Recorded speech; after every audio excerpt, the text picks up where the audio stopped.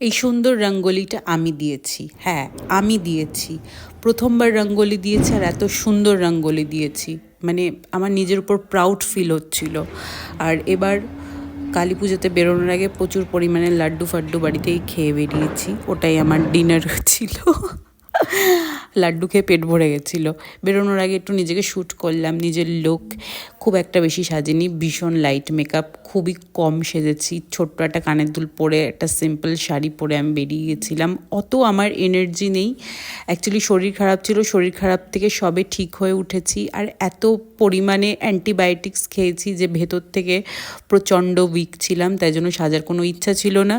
দুর্গা পুজো তো পুরো দেখতেই পারিনি, অঞ্জলি টঞ্জলি দিতেই পারিনি, তাই এবার ঠিক করেছিলাম কালী পুজোটা আমি পুরোটা দেখব।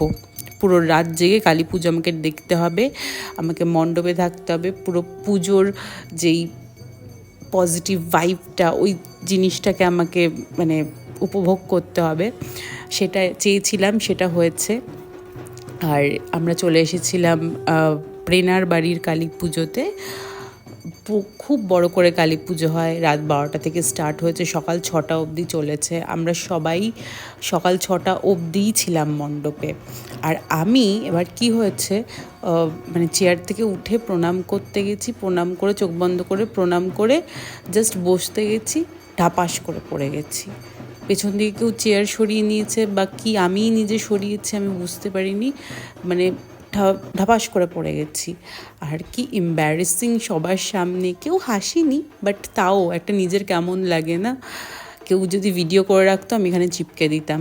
সে যাই হোক, তো আমরা সব বন্ধুরা ভীষণ এনজয় করেছি। চারিদিকে ঢাকের আওয়াজ, তারপরে পুজোর মন্ত্র, তার ভীষণ সুন্দর ধূপের গন্ধ, মানে একটা আলাদাই একটা মানে জগতে চলে গেছিলাম আমরা। আমরা তেমন গল্পও করিনি, শুধু পুজোর মন্ত্র শুনছিলাম আর জানি না মায়ের দিকে তাকিয়েছিলাম। খুব সুন্দর এক অনুভূতি। আর সকাল 6টাও কীভাবে বেজে গেল বুঝতেই পারিনি। সকাল 6টার সময় আমরা ভোগ খেয়েছি, সবাই ভোগ খেয়ে তারপর বাড়ি ফিরেছি। খুব ভালো লেগেছে সিরিয়াসলি। সকাল হয়ে গেছে আর এখন বাড়ি ফিরলাম।